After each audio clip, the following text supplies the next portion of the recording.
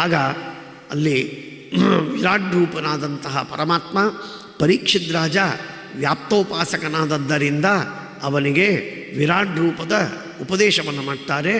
ವಿರಾಟ್ ರೂಪ ಎಂದರೆ ಬ್ರಹ್ಮಾಂಡ 50 ಕೋಟಿ 50 ಕೋಟಿ ಯೋಜನ ವಿಸ್ತಾರವಾಗಿರುವ ಏನೊಂದು ಬ್ರಹ್ಮಾಂಡವೋ ಎತ್ತರದಲ್ಲಿ ಮತ್ತು ಅಗಲದಲ್ಲಿ ಆ ಬ್ರಹ್ಮಾಂಡದ ಸಂಪೂರ್ಣ ವ್ಯಾಪ್ತನಾಗಿರುವಂತಹ ಯಾವ ಭಗವಂತ, ಆ ಭಗವಂತನ ರೂಪಕ್ಕೆ ವಿರಾಟ್ ರೂಪ ಅಂತ ಕರೀತಾರೆ.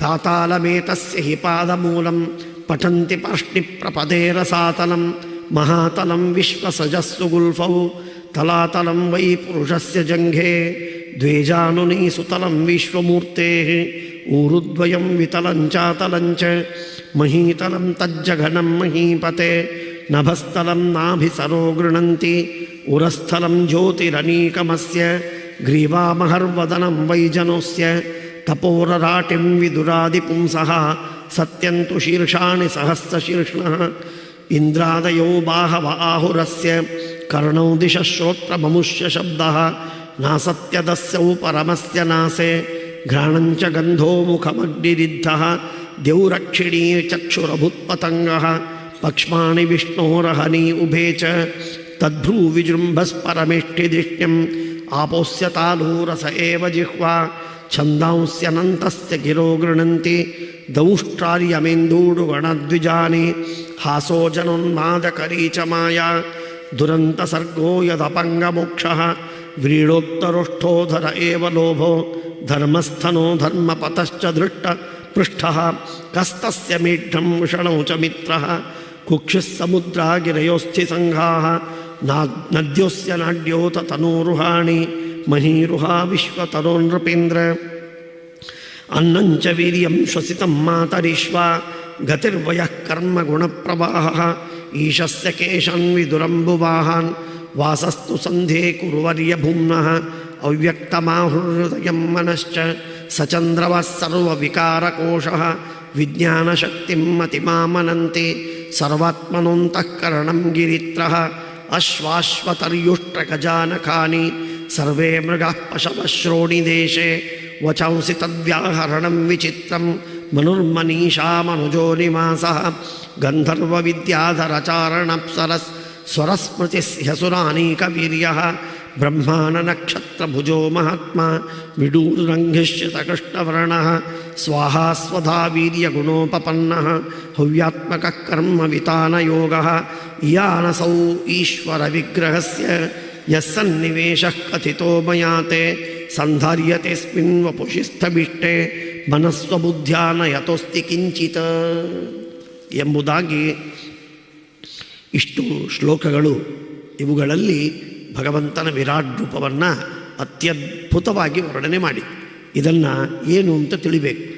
ಪಾದದಿಂದ ಆರಂಭ ಮಾಡಿಕೊಂಡು ಭಗವಂತನ ಎಲ್ಲ ಅವಯವಗಳಿಂದ ನಾನಾ ವಿಧವಾದ ಜಗತ್ತಿನ ಪದಾರ್ಥಗಳು ಹುಟ್ಟಿವೆ.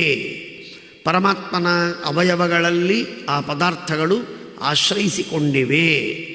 ಹಾಗಾಗಿ ಮುಕ್ತಿಯನ್ನು ಪಡೆಯುವುದು ಕೂಡ ಆ ಮುಕ್ತಿಯನ್ನು ಪಡೆಯುವಾಗ ಆಯಾ ಪದಾರ್ಥಗಳನ್ನು ಆಯಾ ಅವಯವಗಳನ್ನು ಹೊಂದುತ್ತದೆ ಎನ್ನುವುದೇ ಈ ಸಮಗ್ರವಾದ ವಿರಾಟ್ ರೂಪದ ವರ್ಣನೆಯ ಸಾರಾಂಶ.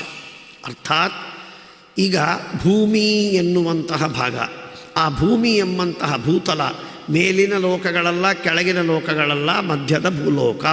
ಆ ಭೂಲೋಕ ಏನು ಮಾಡುತ್ತೆ ಅಂತ ಕೇಳಿದರೆ, ಭೂಲೋಕ ಹುಟ್ಟಿದ್ದು ಪರಮಾತ್ಮನ ಕಟಿ.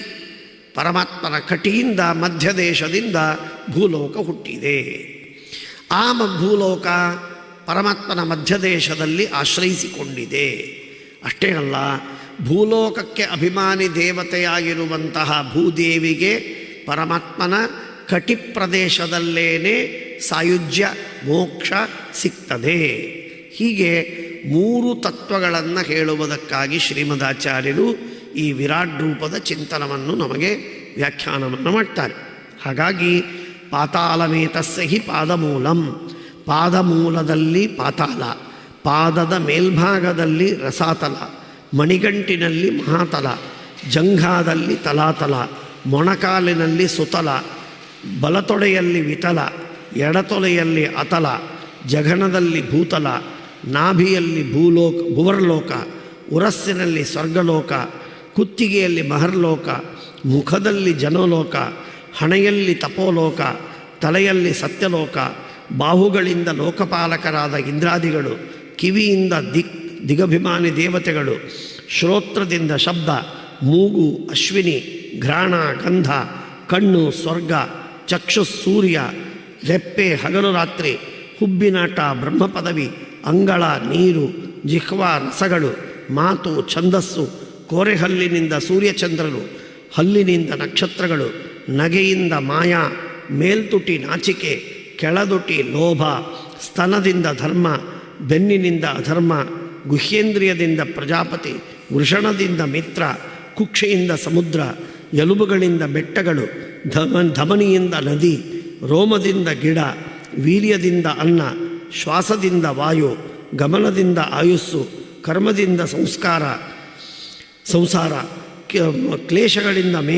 ಕೇಶಗಳಿಂದ ಮೇಘ, ಬಟ್ಟೆಯಿಂದ ಸಂಧ್ಯಾ, ಹೃದಯದಿಂದ ಅವ್ಯಕ್ತ, ಮನಸ್ಸಿನಿಂದ ಚಂದ್ರ, ಬುದ್ಧಿಯಿಂದ ಬ್ರಹ್ಮ, ಅಂತಃಕರಣದಿಂದ ರುದ್ರ, ಉಗುರುಗಳಿಂದ ಅಶ್ವ ಆನೆ, ಶೋಣಿಗಳಿಂದ ಮೃಗಗಳು, ಉಚ್ಚಾರಣೆಯಿಂದ ಮಾತು, ವಿಚಾರದಿಂದ ಬುದ್ಧಿಯಿಂದ ಸ್ವಯಂಭುವ ಮನು, ಇರವಿನಿಂದ ಪ್ರಿಯವೃತಾದಿಗಳು, ಸ್ವರಸ್ಮರಣಗಳಿಂದ ಗಂಧರ್ವ ವಿದ್ಯಾಧರ ಅಪ್ಸರೆಯರು, ಪರಾಕ್ರಮದಿಂದ ಅಸುರರು, ಮುಖದಿಂದ ಬ್ರಾಹ್ಮಣ, ಬಾಹುಗಳಿಂದ ಕ್ಷತ್ರಿಯ, ತೊಡೆಯಿಂದ ವೈಶ್ಯ, ಕಾಲಿನಿಂದ ಶೂದ್ರ, ವೀರ್ಯದಿಂದ ದೇವಾನ್ನ, ಮಧ್ಯದೇಹದಿಂದ ಹವ್ಯ.